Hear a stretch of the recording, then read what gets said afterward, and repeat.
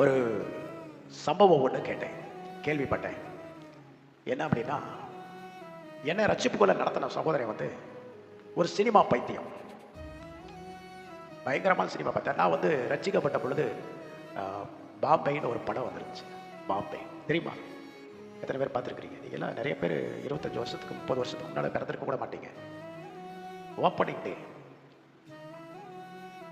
டே அந்த படம் சென்னையில் நான் இருக்கிறேன். அப்போ சென்னையில் இருக்கும்போது அந்த படத்தை பார்க்கறதுக்கு நான் போகிறேன். நான் ரட்சிக்கப்பட்டேன், அந்த படம் பார்க்க போகிறேன். பார்த்துட்டு வந்துட்டேன். அப்போ என்ன ரட்சிப்புகளை நடத்தினவர் எனக்கு ஒரு சம்பவம் ஒன்று சொன்னார். என்னன்னா, நீங்கள் இயேசுவை ஏற்றுக்கிட்டீங்களே, இப்போ சினிமாவுக்கு போயிட்டு வந்திருக்கீங்களே, உங்களுக்கு கொஞ்சம் கூட துக்கம் இல்லையான்னு கேட்டார். நான் கேட்டேன், அப்படியெல்லாம் எனக்கு ஒன்றும் துக்கம் இல்லையே, சினிமா பார்க்கறது தப்புன்னு எனக்கு தெரியலை, போகணும்னு தோணுச்சு, போயிட்டு வந்தேன். போகிறது தப்பா அவர்கிட்ட கேட்டேன். அவர் சொன்னார் ஒரு சம்பவம். நான் இப்படி தான் சினிமா பைத்தியமாக இருப்பேன். அவர் ஒரு பிராமின் சகோதரர். எந்த படம் ரிலீஸ் ஆனாலும் முதல் நாள் முதல் டிக்கெட் எடுத்து நான் பார்ப்பேன் அப்படின்னு.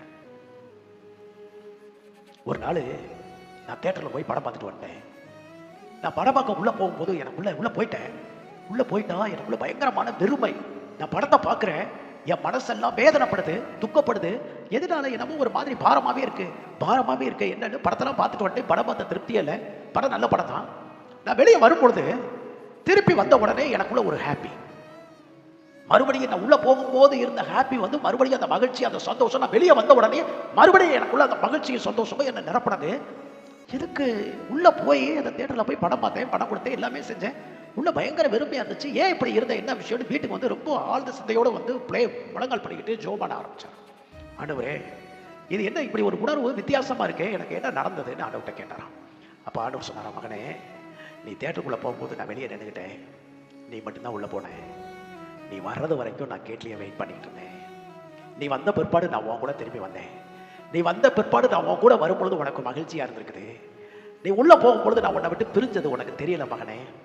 நான் உன்னை விட்டு பிரிகிற நேரம், எப்பெல்லாம் நீ தப்பு பண்ண உள்ளே போவையோ, எப்பெல்லாம் எனக்கு பிடிக்காத செயலை நீ செய்ய உள்ளே போவையோ, உன் கூட நான் வர முடியாது.